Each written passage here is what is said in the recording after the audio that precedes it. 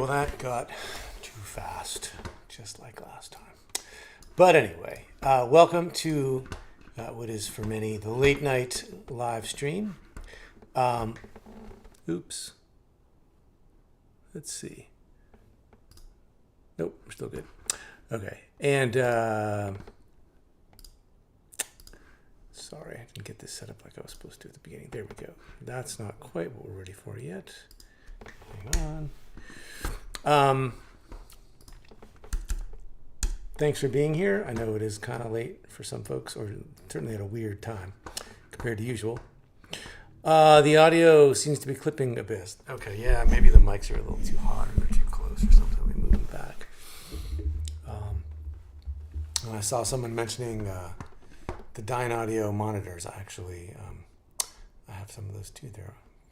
They sound good. Yeah, some mistakes in there. What are you going to do? I think I lost track of the form on the VAB a few times, just trying to get a little too fancy.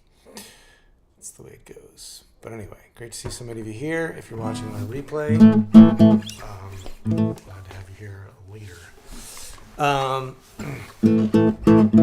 Let me know if the levels are still good enough.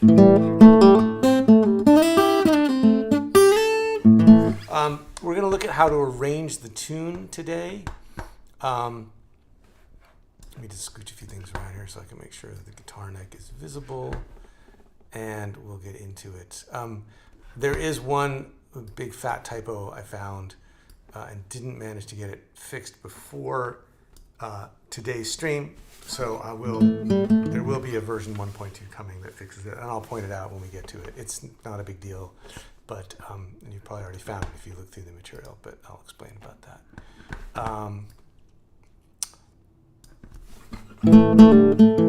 So we're going to look at how to, just a little bit of big picture about how to arrange the tune itself.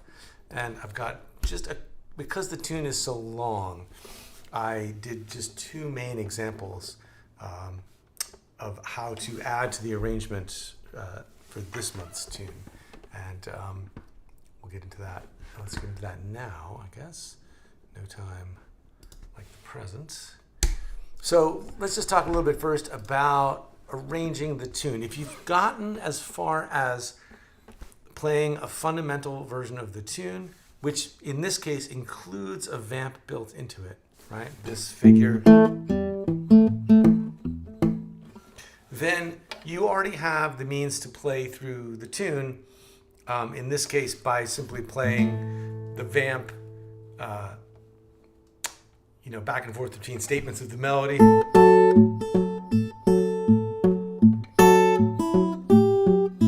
And then into the vamp.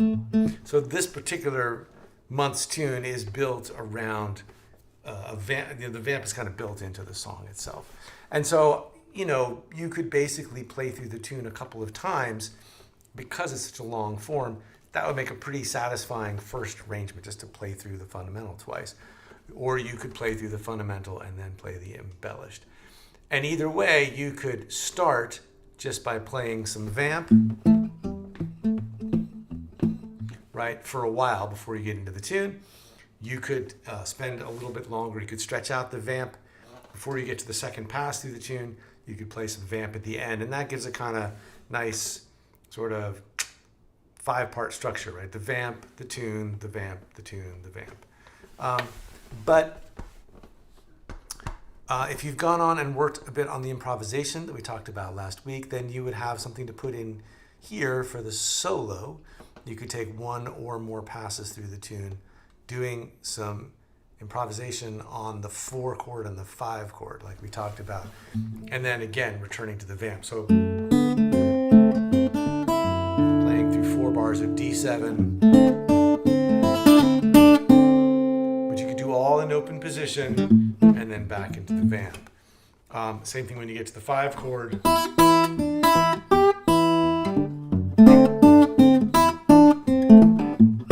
Right, so you could start to have a structure here of an intro, just like playing the vamp at the start, then going into the fundamental and the embellished, doing a bit of soloing, and that just leaves this section here, the shout chorus. So we're going to look today at one way to play a shout chorus, and then a way to play a chorus of stop time. which you can think of as either as a kind of improvising or as a kind of shout chorus of its own. The shout chorus itself is the idea is that you play over the tune, over the form of the tune, but you do something that's more chord-based or more riff-based, and it's not really improvised. It's like a thing that you work out ahead of time. Now, usually I would provide, for other months you'll notice there's 2 alternate vamps at least and a couple of alternate shout choruses. Because the vamp is so integral to the tune, and because we have both a fundamental and an embellished vamp for the tune, I didn't really see the merit in creating a different vamp, except for the fact that I did talk last week a bit about how to improvise over the 1 chord, right? Towards the end of last week's live stream, there were questions about how to improvise over that 1 chord, and I talked a bit about how to damp the 4th string, how to go up the neck, and so you might think of that as the 3rd potential vamp. You've got the fundamental vamp, you've got the embellished vamp, and then really the 3rd kind of vamp would be to do some of these double stops and other kinds of choked note in the bass with the improvising on top.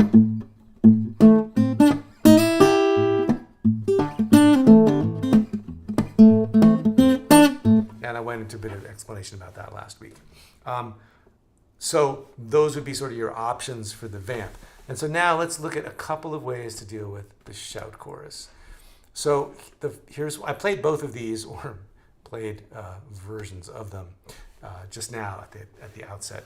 But this first shout chorus, again, we're really just playing over the 4 chord for 4 bars and then coming back to the vamp, playing over the 4 chord for 4 bars, coming back to the vamp, and then doing something on the 5 to 4 to 5 here near the end.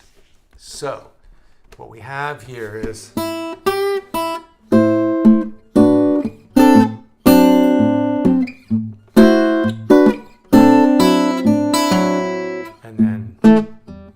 and so it's based on these 7th and 9th chord voicings on the D chord, but keeping an A in the bass. So we've got this, and you're going to voice it on 4 strings so that you have some place for the bass to go.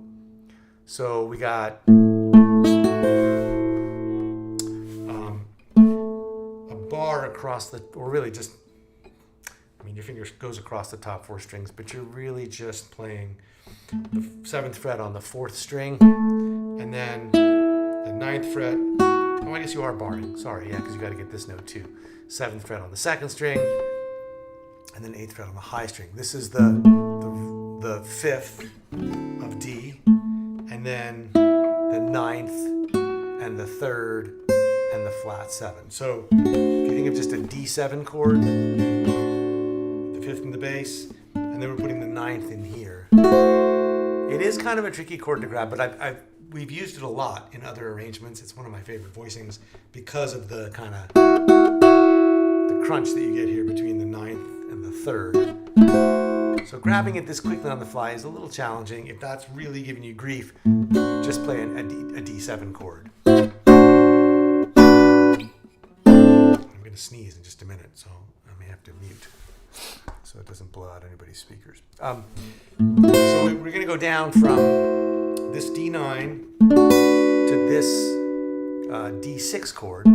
So here is the 5th and the root and the 3rd and the 6th. So we're just taking off these 2 fingers and we're left with this. Again, the 4th string is so we have something for the bass to play. And then we're going to just a D7 chord, just like we have in the embellished. The 3rd, the 7th, the root, and the 5th. So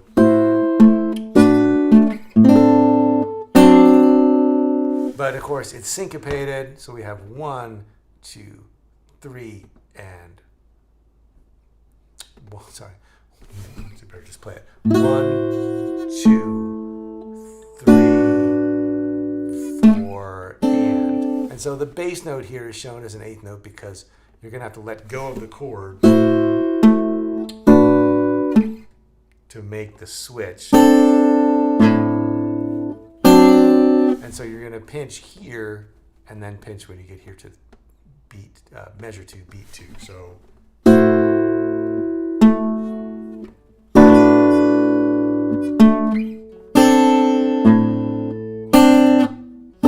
Sorry, I'm not moving the thumb fast enough, am I?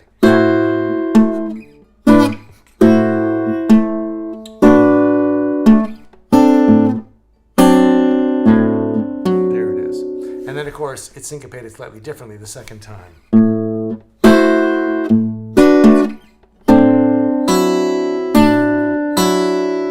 So if you just think about the melody first.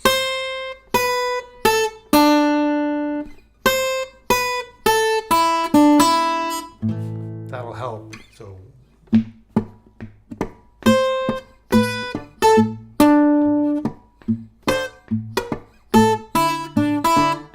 then get the chords kind of so you can move between the chords and then slowly put the whole thing together.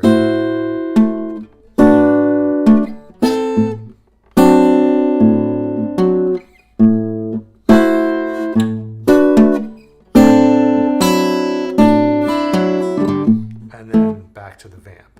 And then the same thing is going to happen here, except that you're just changing, you're going down at the very end, the last note of the phrase.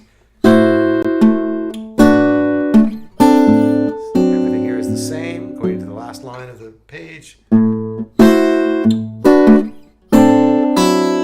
then going down to this note here, picking the 5th fret of the 3rd string.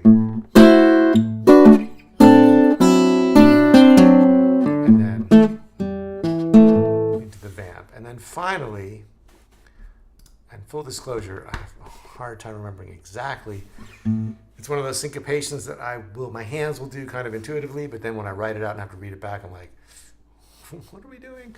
But it's basically this. So I'm here, coming out of the vamp for the 3rd time into the turnaround.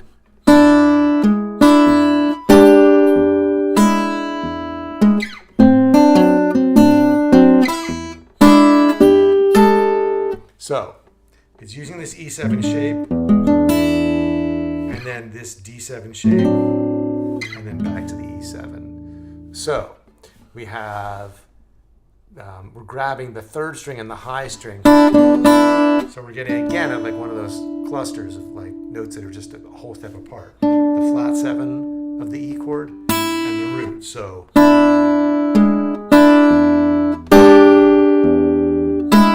So it's really just an it's an E7 sharp 9 chord, the purple haze chord, right?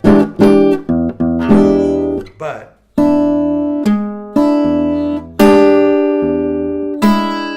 very syncopated. So the thumb is just 2 bars of this. And on top we've got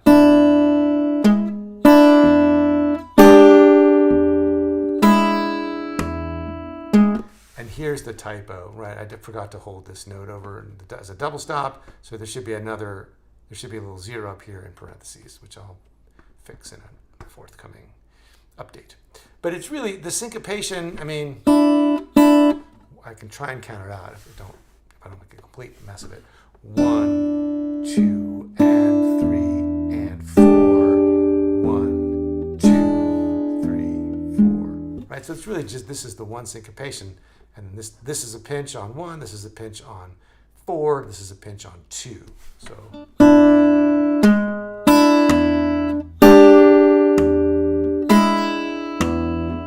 And then we go down a whole step. These fingers can slide, these fretting fingers. Middle finger and ring finger just go down a whole step. Thumb comes up to the 5th string. So this measure.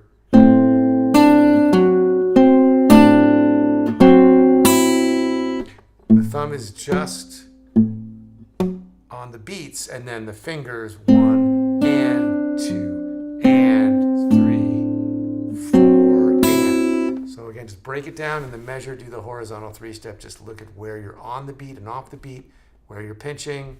You're pinching on beats 1, 3, and 4. It's not that weird.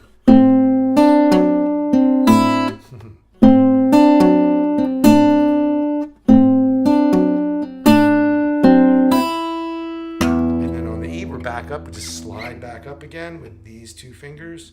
And then,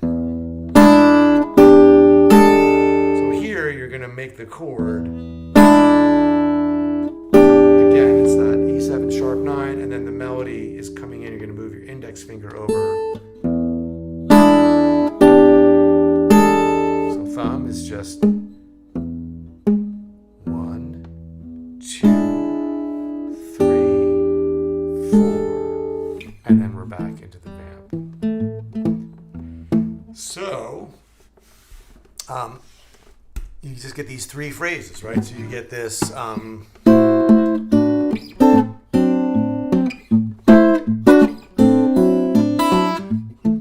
then back into the vamp. Either the fundamental or the embellished. Repeat it.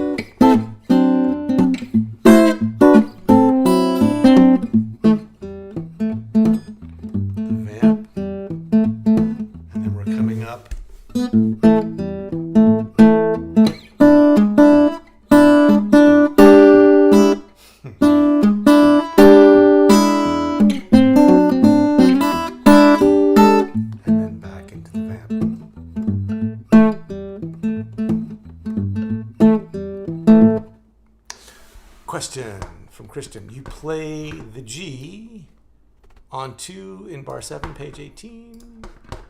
Let's see, page 18. Let's see. Play the G on 2 in bar 7. 6, 7. Let's see. Oh, that's a mistake. Thank you. Oh, no. Oh my God, I totally spaced. I actually wrote these out as sus chords and forgot that I wanted them as sus chords. So you could just play these as E7 and D7 chords. So sorry. Like this. But the way I wrote them was I actually thought was kind of hip. So sus, E7 sus to E7 sus, D7 sus to D7, and then E7. So it's actually written correctly. That's why that's like that.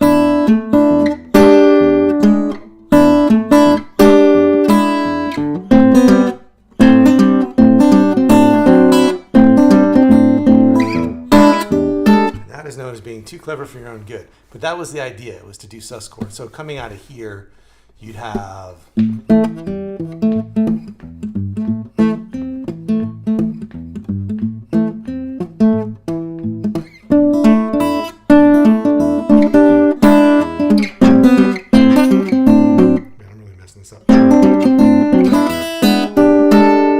I'll slow it down so you can actually hear it. So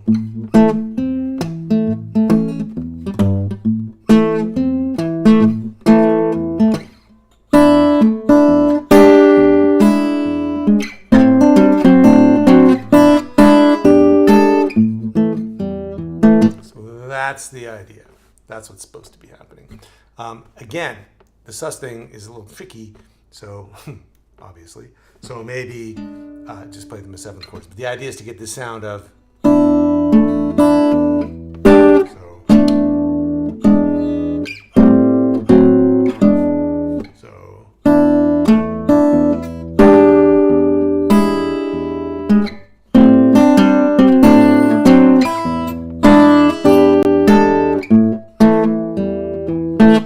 Which I actually think is worth doing, but it would have been a lot more persuasive if I had gotten it right myself on the first try. Read my own handwriting. So that's the shout chorus idea. And then the other idea was to do stop time. And again, you could think of this as a stop time solo over the 4 chord followed by the vamp, or that the stop time is itself a kind of shout chorus, because I did a repeated lick, right? This is the same lick here and here, basically, with a slightly different ending. And so the idea, stop time, if you're unfamiliar with the concept, is the idea that in an ensemble, the band would hit a chord on the downbeat or a series of chords as hits on the downbeat of every bar, and someone would improvise in between.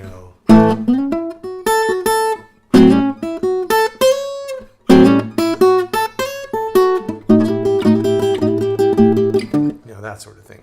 So here we have a stop time where it's just at the downbeat of this 4-bar section, you play a chord.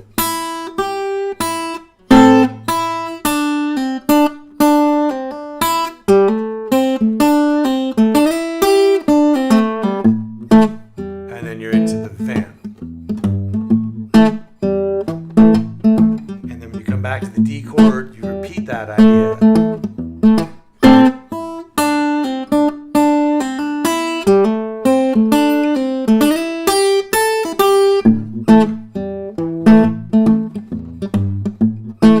So the lick itself, this makes the chord, the root of the A, that's the 5th of the chord, right? Because we're playing a D7 over A. And then these double stops here, the 7th and the 5th of the D chord. So then the rest is A blues licks. Oh,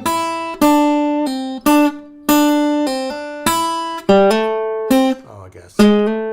That should be a G natural too. I'll fix that also.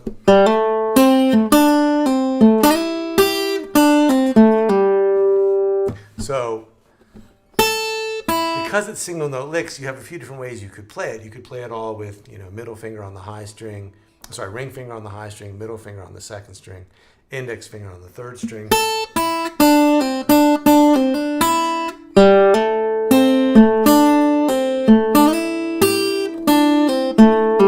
Or because your thumb is free,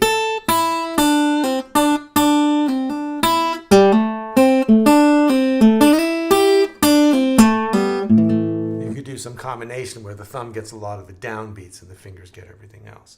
Someone asked me about this recently on the YouTube channel, and I started making a lesson to sort of explain rules for playing single note licks with your fingers. And it turns out I don't really have any rules, or if I do, they're not as specific as I thought. So I'm working on trying to figure out exactly what the best way is to do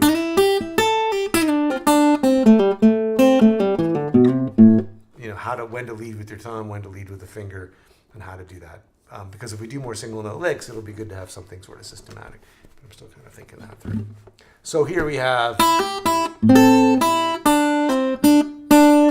So again, you can see them as a series of phrases. So this first one.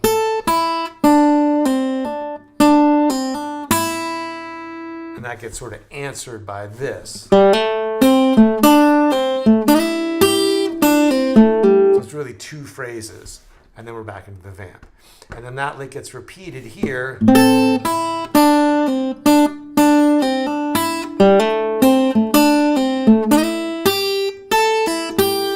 Slightly different way to turn things around up here. So you end up hanging on this flat 7. And then you're back into the vamp. And then when we get to the 5 chord, it's a series of chords instead.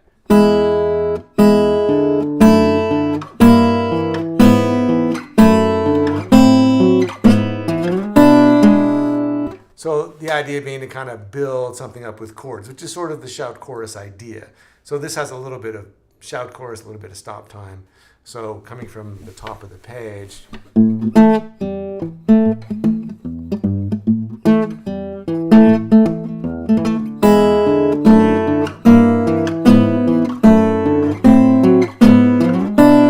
You might build a little bit of dynamics into that by starting quietly,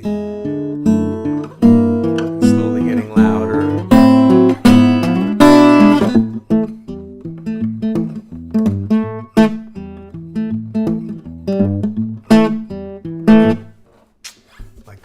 So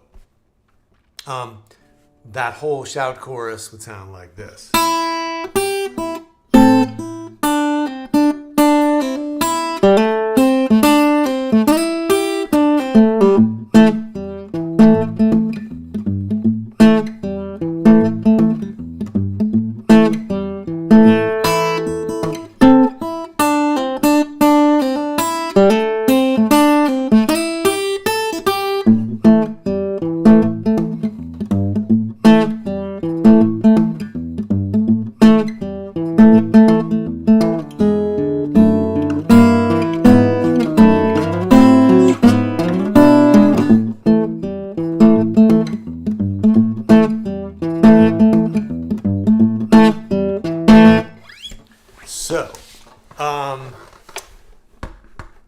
saw some comments. Ricky, was I on the wrong page, or was I talking about the wrong page? Let me know if I missed something. So let's just go back here and look at what we've got. So now, we've got the vamp. We've got a couple different ways to play the melody. We've got a few ways to think about the solo. And again, that vamp could be the fundamental vamp, the embellished vamp, or an improvisation on the A chord, right? And then soloing. And then we could do the first shout chorus,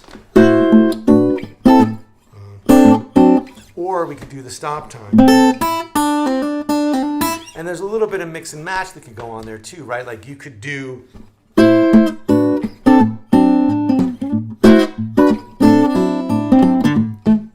you've done that twice, and there's no reason you couldn't do these guys for your 5 chord, right? Or you could do the stop time,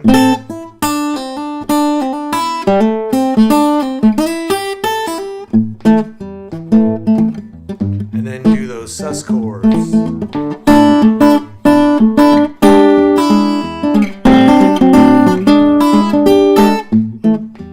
Right, so I didn't write them out as mix and match phrases, but by now you're probably familiar with that idea, right? So if we've got stuff to do on the 4 chord, we could do stop time, or we could do shout chorus chords. When we get to the 5 chord, we could do these climbs, or we could do the sus chord.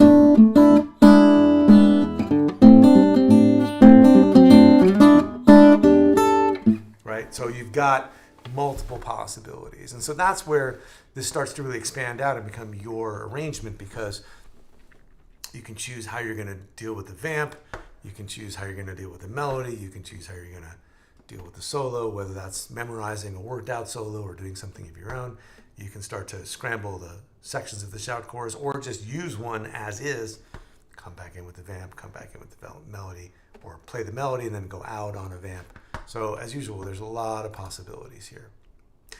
So that's everything that I came to present, however haphazardly it went today.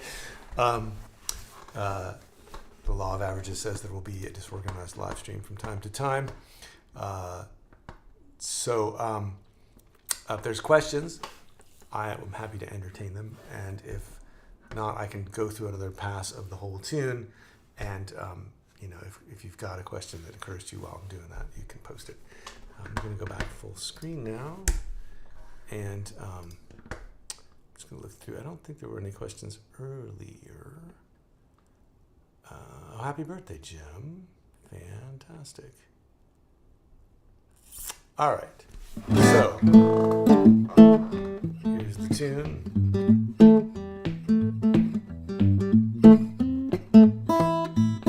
Yeah, I guess you could vamp in too, right? So...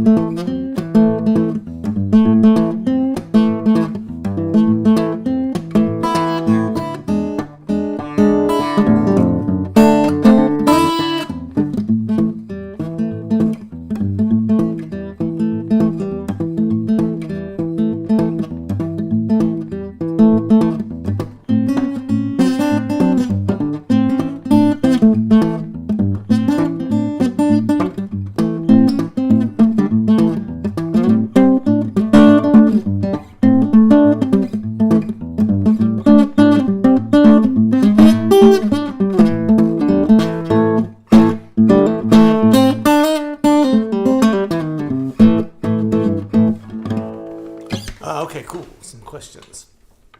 Can you go over the technique when you slightly bend the G string during the A7 vamp in bar 4? Ah, yes, very good question.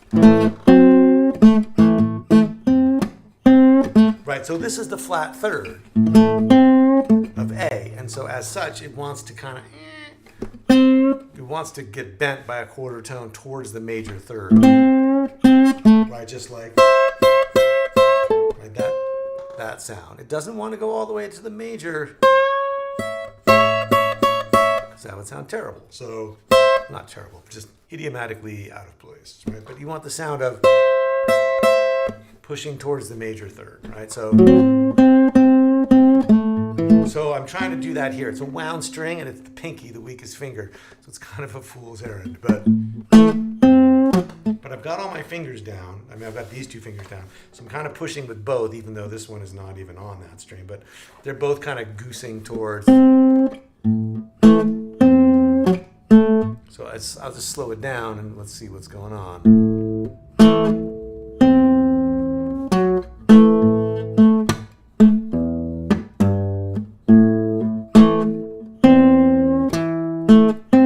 Yeah, I mean, it's just, I mean, it's hard to get the real, what I really want is, but it's really just getting a little bit of a push towards the major third. So if you want more detail than that, say so, and I'll try to break it down more. If there's a part of that that doesn't make sense, it just seems like smoke and mirrors. I'll go over it again. Let's see, from Wim, stop time. Oh yeah, stop time is always, oh, well, these two things go together. So from Wim, I'm sorry, I still don't have that right because I don't speak German. And I don't remember if the W's sound like American W's or like American V's. But anyway, Mr. Van Dam, stop time is a great way to end. And that goes right into Christian's question about what's a good ending for the tune. And so, yeah, I mean, the best ending to me would be like studio fade, right? Because it's just this vamp. But I mean, I would just, let the vamp travel for longer than just the 3 times. Like William, okay, with a W. Wim. Got it. Thank you. And sorry for my ignorance. So I would just, the simplest thing,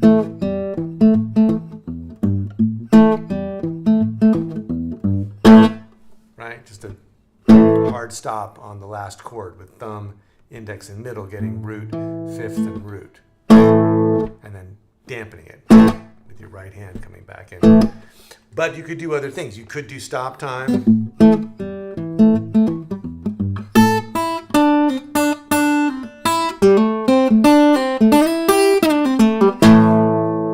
Right? So just take that figure right out of the arrangement. Let me pull it up for a second. So take this, these 4 bars, right? And just do.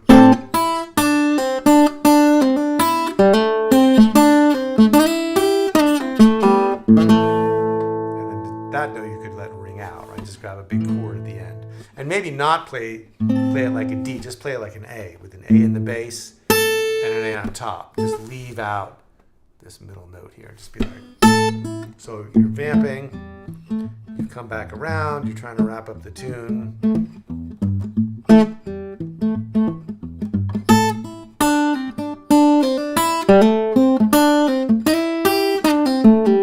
And you could slow it down as you get to the end, like do a little, what the classical musicians call a decrescendo. No, that's tempo. That's pitch, decrescendo is volume. God, what am I talking about? You could do it, but you could slow it, a decelerando. That's what it is.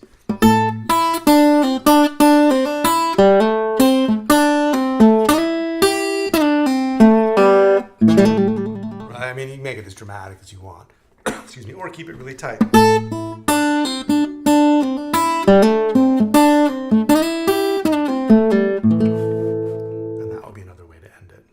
So there's a lick. You can just swipe that lick right out of the arrangement.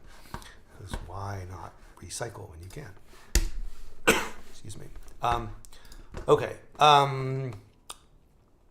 So let me know if that helps. But that's a couple of ways you could think about ending it. The third way I would be to improvise on your way out, just to vamp.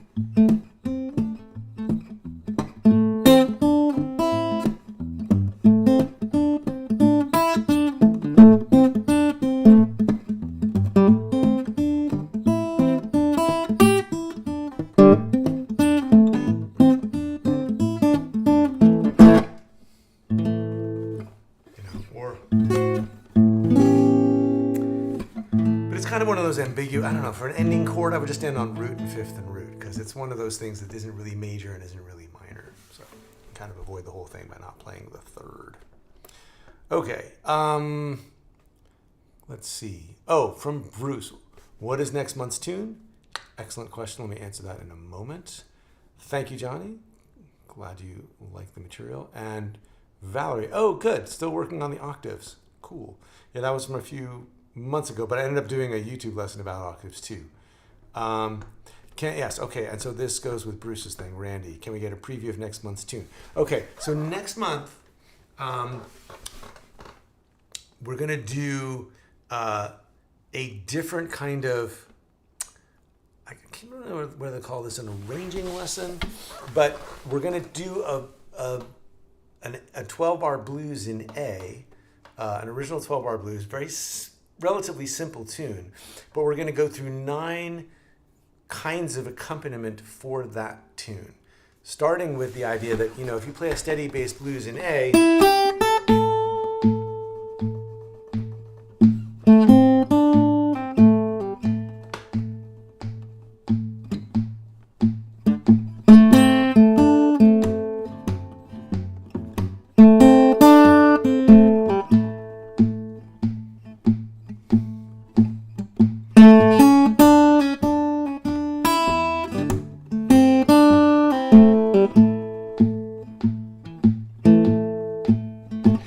that there are things you want to do to start to build that tune out.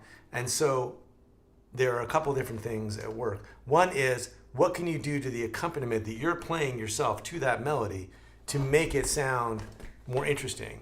And then also, what are some of the techniques? Because these come up all the time, like the rakes and the ghost notes and the damp notes. And so I wanted to I've been trying to figure out a way to have a more systematic way of talking about all that stuff instead of just having it come up when someone says, hey, what are you doing on that? So for next month, we're going to take this simple 12-bar blues and go through these 9 variations, starting with the rocking bass when you're going between the root and the fifth. And one of the other reasons I wanted to do this is because certain techniques keep coming up, and if you're only familiar with like the alternating thumb, or if you're only familiar with the steady bass, this is kind of in between the two, and it's new for a lot of people. So just to take this kind of groove and take that same simple melody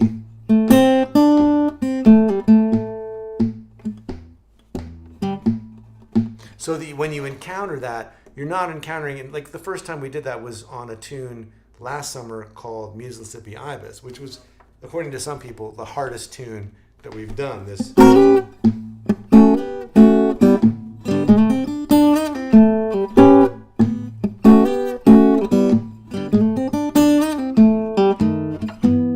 you can find that in the archives. But I wanted to come back to that groove idea because we've had it in 1 or 2 other songs in the embellished version, but applied to a really simple melody. So a basic kind of blues melody that everybody can do.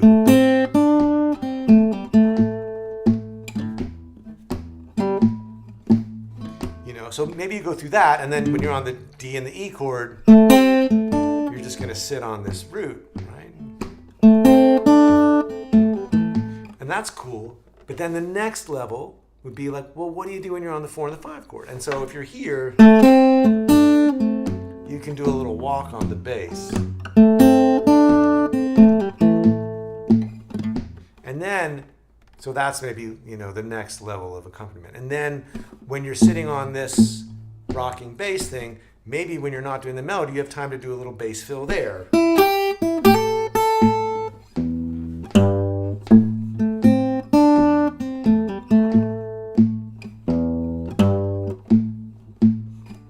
now there's a little symmetry because you're going to have that walk up, and then here you've got, and then you get to the E chord. Well, let's go to here.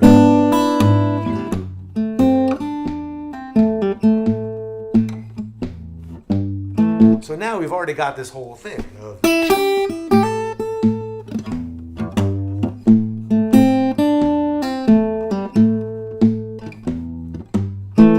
which sounds more sophisticated than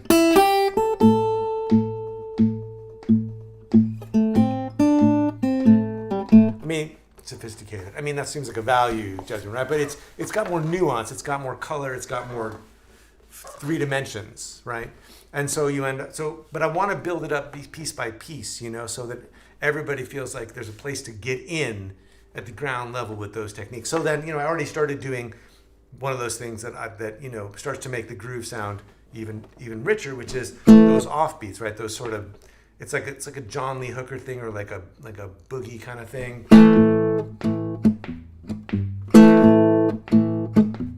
So we'll break that down, right? So you've got 1 and 2 and 3 and 4 and 1, 2 and 3 and 4 and 1, 2.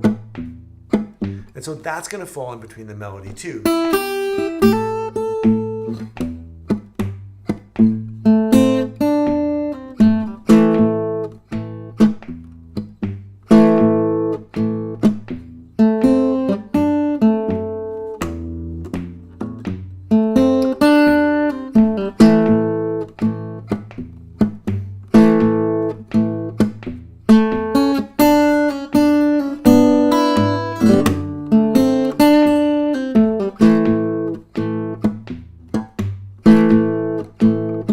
So you just start to get these,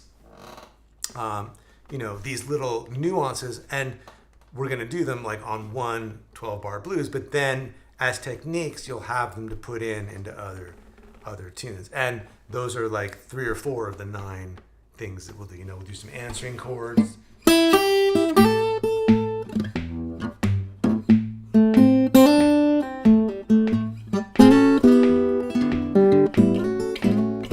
And the backwards rakes, just sort of once and for all kind of cover some of that. So that we can have those in your vocabulary. So just a whole bunch of things like that. So that's basically, we're going to do that. That's sort of an alternative to the usual structure of, the fundamental, the embellished, the improvisation, and the arranging. It's kind of a different kind of arranging, and so therefore like a way to develop an idea, but it's also just a way of taking like some simple structure and then working out a bunch of different possibilities as exercises so you can get them into your hands. So we're just going to do these 9 variations. That's going to be the month, and then talk about how those might apply elsewhere.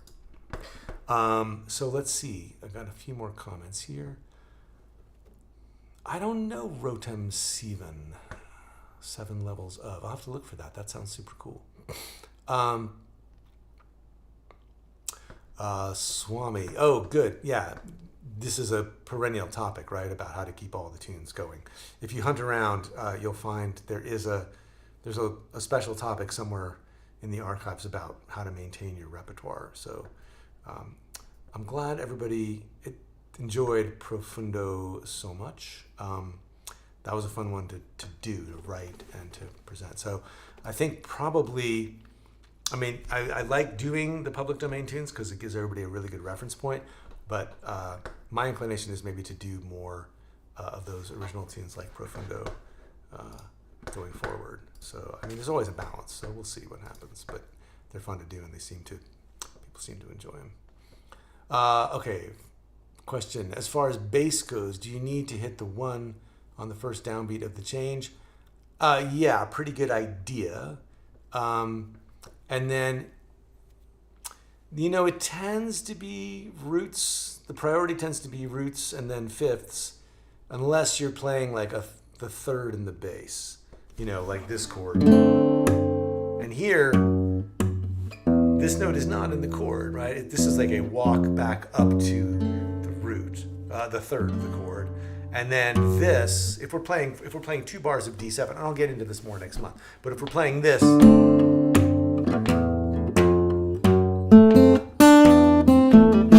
there's so much going on. This is what we're playing as the root, as the base of the chord. So the root of the chord is the lowest, is the fundamental pitch of the chord, like D is the root of D7. But here, this is the bass note of the chord, which is the third, F sharp. So we're playing the third, then we're going to these chord tones that are out of the key, right? But we're just climbing back up to the third, and then going to the fifth of A to come back.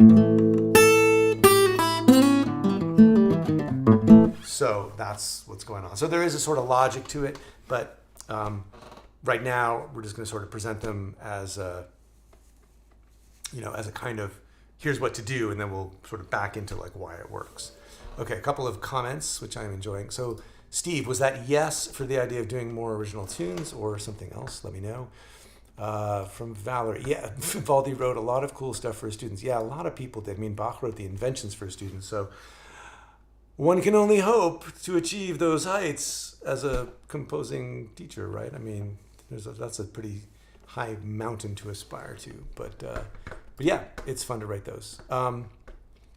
Yeah, Jim, it would be wicked to have a search engine for the Fingerstyle 5 website. I spent a couple months in the spring looking at a platform that let you do that. The snag was it meant yes, as Todd says, we have a human search engine named Ricky, and I just feel like I need to, like, every month just express my undying gratitude to all the work that Ricky does. And, Todd, thank you also. You do a ton of proofreading. I mean, there's so many people that are contributing, but I always really appreciate the search engine function that Ricky provides. So there's a if I re-platformed everything or used it as a plugin, the catch was, in order to have all your stuff be searchable, you had to load everything that existed into this new platform and then provide like sort of a functionality for people to go search in it. And I got a little overwhelmed at the idea of putting like all this stuff like somewhere else when it's already here. So I would love to have that because I think it would improve things immensely. There are a number of things. The main issue that I hear about on my end from new members in particular is that the website is kind of clunky. And if you've been around for a while, you know where everything is. But when you first show up, it's not obvious what's where and how to go there and what song to start with and all that stuff. And I'm very aware of that. And it's like at the top of my to-do list as far as how to improve things. But I just haven't figured, basically like, it's been handed over to, a congressional committee to consider, and it's going to, which is me, and it hasn't gotten out of the, the studies. We're still like piling up studies, and we haven't actually like done anything concrete yet, which sort of sucks. But I'm still trying to figure out what would be the best way to streamline and improve the interface. So that was what the survey was partly about. I'm still trying to sort of get that sorted out. From Bruce. If you're going to do more originals, consider Kansas City Lowdown. It sounds like so much of the Fingerstyle 5 lessons wrapped into one song. Yeah, that song is in a C tuning. And so I've avoided tunings. But one of the reasons will work for vamps. You guys are cracking me up tonight. Maybe we should do this late more often. Everyone's kind of punchy, including me. One of the reasons, there are a couple of directives. Like, I've been sort of trying to come right down the center, right? And not necessarily, the three things that I get asked about besides the website are slide tunes, open tunings, and a vocal, like accompaniment for vocals. And all three of those I've kind of shoved off to the side. I'm like, okay, we got this narrow, like this is kind of like the path, right? This is, to me, like this is the universality. Like, let's do instrumental versions and standard tuning. But one of the reasons that we did like the recent lesson on how to practice And then one of the reasons I'm doing this upcoming, like you notice, like the Rollin And Tumblin lesson was structured kind of differently because it just didn't lend itself to the same, it's such a long tune that it didn't lend itself to the same kind of lesson structure as most other tunes did. And so that's sort of an experiment, just to try slightly different formats. This coming up next month, this 9 variations on the 12-bar blues is just a way of saying, well, here's another way to look at it, right? So it's not always, I mean, I think there's a real value in doing the same process month after month. That's really, one of the main things here. But if it works to kind of try something different, every few months, like, oh, let's try like talking about variations this way, then great. And that may open itself up to, well, here's a song that, like a lot of people have asked about doing a standard. And I haven't done a standard because the improvisation part would just be epic, right? But maybe, if there's enough interest, maybe we just do a standard one month and we don't really worry about improvising. It's enough of a challenge to work on the standard itself, which is, 2 or 3 times as long as a 12-bar blues. And that might be another potential experiment to say that we're going to do a longer tune. And the Kansas City Lowdown would fit into that kind of experiment category too. Like, well, it's in an open tuning. It's this 3-part structure. So just trying to figure out how to use the format. With one song a month, the monthly real estate is really valuable, and I want to make sure there's something there that the majority of people will feel like this is what I came for. So trying to figure out like where all that stuff fits in. So it's a work in progress, and I appreciate everybody coming along for the ride as it sort of develops and morphs slowly. Hopefully it morphs slowly, but for the better, increment by increment. So, but these are all good ideas, and I really appreciate it. Blue Monk or Summertime. I think Bruce, you were there. We did those really early on in that sort of prototype of the membership. I am somewhat limited to doing standards that are in the public domain. But that could mean one of my favorites, Indiana, or what's the other one that's really fun to do? It's got really broad chord progression. Sweet Georgia Brown is a really good standard. Drop D is as far as we've done anything here. And I have been through periods where I was very into open tuning and spent a lot of time with it. Don't really do much of it now, and sort of try to,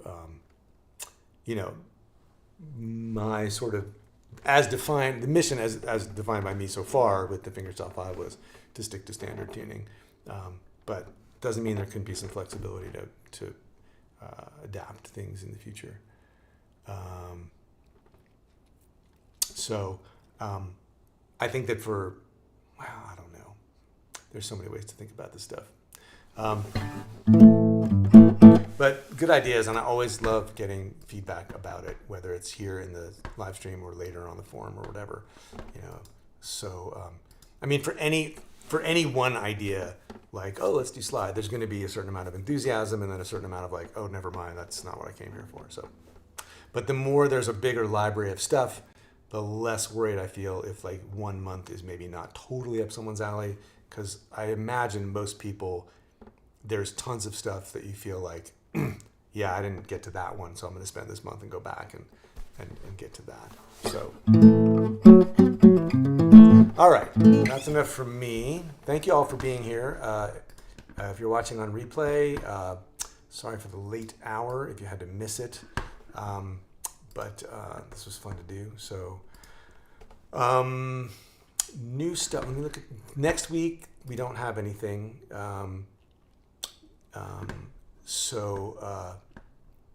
You've got a week to keep spending on Rollin and Tumblin before we get any new information. And Peter Brown, there are some drop D blues in here. You can go back and find Staggerly and Crow Jane and Crow Black Chicken. And there's one more, and I'm forgetting what it is. But there is some stuff in there. There's no steady bass in drop D tuning, but there are some alternating thumb ones. I know there's one more that I'm forgetting. So All right, everybody. Thanks for being here. I'll just play like a little bit more of the tune just to close this out. And I'll see you in a couple of weeks.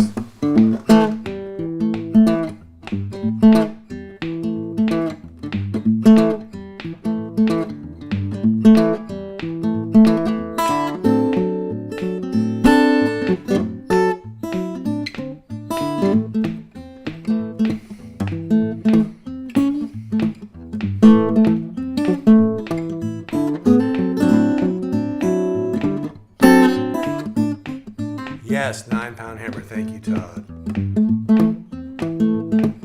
Oh, okay. Oh,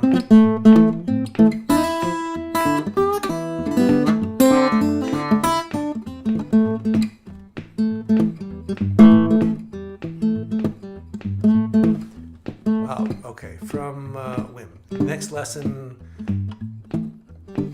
on August 5th. I have one of the other things I am figuring out is how to present this 9 variations material, because I'm not actually going to be I won't have access to my studio the first week of August, so I may post all the opening material that week and then actually do the live stream the following week for the I think there's going to be 2 hours. I think there's going to be 2 live streams in August.